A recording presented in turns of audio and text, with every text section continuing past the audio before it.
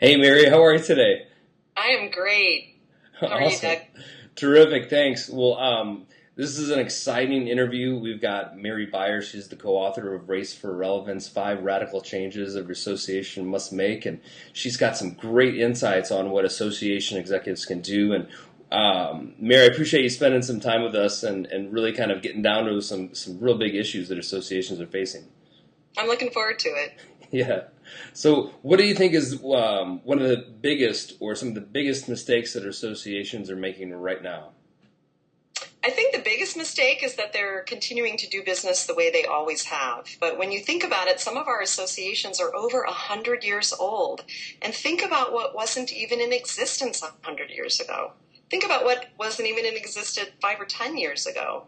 So it's really time for associations to take their pulse. And the second biggest mistake I think they are making is they're trying to do too many things. They're trying to be all things to all people. And they must narrow their focus and really decide what they're going to stand for in the future. Yeah, that's a really good point. With all the resources that they have, what's the cost of using those resources in an inefficient way that goes, off the tail ends? What is the cost of that?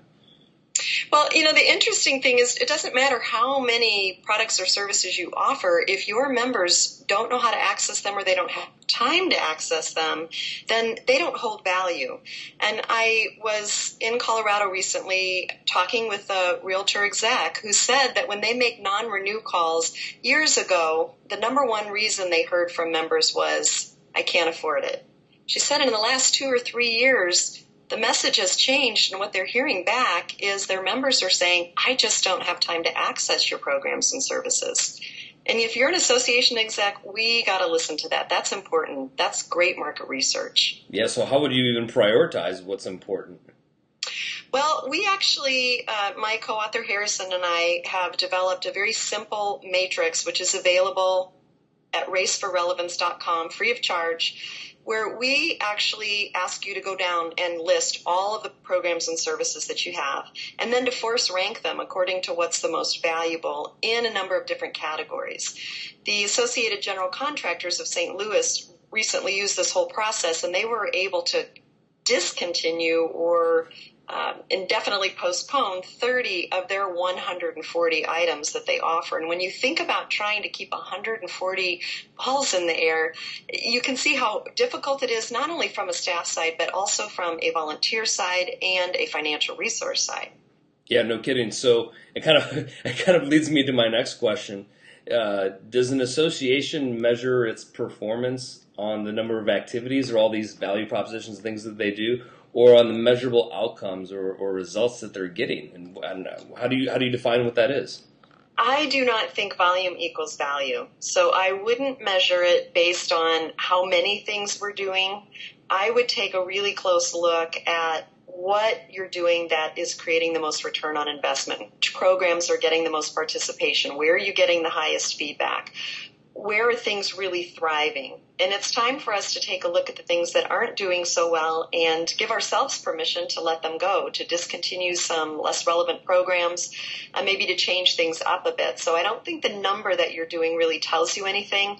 The most important thing, I think, is to develop some measurable objectives and then ask yourself, as you go along, are we meeting those objectives? Are we meeting our goals? But part of the trick is often what associations offer is intangible, very hard to measure. Mm-hmm. So we may not be able to measure in terms of dollars or numbers. There might have to be some other benefits that we start taking a look at when we measure. But the important thing is, and the key from your question is that you're even taking time to measure, because most of us are so busy, we're right on to the next program and we aren't stopping and taking a look and making any kind of measurement. Right. So, I think so many times we get so caught up and so busy that, how does an association executive stop and find the time and then restructure that in order to make it work? Discipline. It's extremely important to have discipline.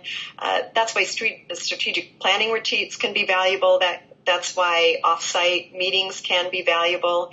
But the other thing that we suggest is before you introduce any kind of program or service is to put some measurements in effect from the beginning, i.e. identifying objectives, what's most important, and then putting in an automatic review for that new program and service. Are we going to take a look at it at the end of a year? 2 years, 3 years, because without an automatic review, we just keep adding and adding and adding to the program service our operations without even really asking, do they hold value? Are they being utilized? And in some cases, programs aren't performing like we wanted them to, and they're losing money for us, and we've got to stop that as well. Yeah, are we measuring the right things? I think that's a fair question, and the difficult thing, Doug, is it's different from industry to industry and association to association. I don't think there's a right answer there. I think the important thing is that you've got to be measuring something, and then if it's not living up to expectations, you've got to rework the program or be willing to discontinue it. Sure. And you know what I look at with professional development of members and the information that will help them be successful. You know, something is that most do is an evaluation of the program that talks about, you know, did they like the speaker, did they like the content, and so forth. But is that truly a measure? Is that truly the right question should we be asking? Because are we in business of sharing information or in the application of the information? And if we're going to remain relevant, you know, in my opinion, it's the application of the information that we're talking about here. I absolutely believe that. And I think the associations that are going to be thriving tomorrow are the ones that are asking themselves, how can we help our members work less stressfully, more profitably, and more productively? And leading into the whole education session idea, I think a great question to ask on the evaluation is, what's one idea that you got that you're going to be able to use immediately? Or what's the one takeaway that makes this program valuable to you? Because then we can not only start identifying where that return on investment is, but we can also use that information to promote future programs. That's brilliant. That's brilliant. So what would you think would be the one thing that an association could do to remain relevant right now? One thing is very hard for me to come up with. If I had to say one thing, it would be just to pause. Take a look at where the association has been. Cast a vision for where the association is going, and then decide to narrow your focus. Because the less you have going on, the better you're able to do the things that you're good at. So maybe this is a good way to summarize it. Focus on your strengths, because your greatest potential for growth comes from what you're already good at. Get better at what you're doing well, and that will be a huge benefit to your members because you'll help them get better at what they do as well too. Wow, that's great. Yeah, so many times we don't know what we're good at until we take the time to look back and reflect. So exactly, that's great. So tell us a little bit about the website again and where we can get your book to learn more. The website is Race for Relevance. It's not a number. It's FOR relevance.com. There's some matrices there that we offer at no charge, so I suggest people go take a look at it, and one of them is really designed to help you evaluate your programs and services in a very methodical way. And the book is available online at Amazon, Barnes & Noble, and also at asaenet.org. Wonderful. Well, gosh, thank you so much. You know, it's so great to have I know we're talking on Skype right now. We live real close together, or close to one another, and it's great to be able to brainstorm and share ideas in order to help our associations remain relevant. So, gosh, thanks so much for spending your time today and sharing those insights with us. My pleasure.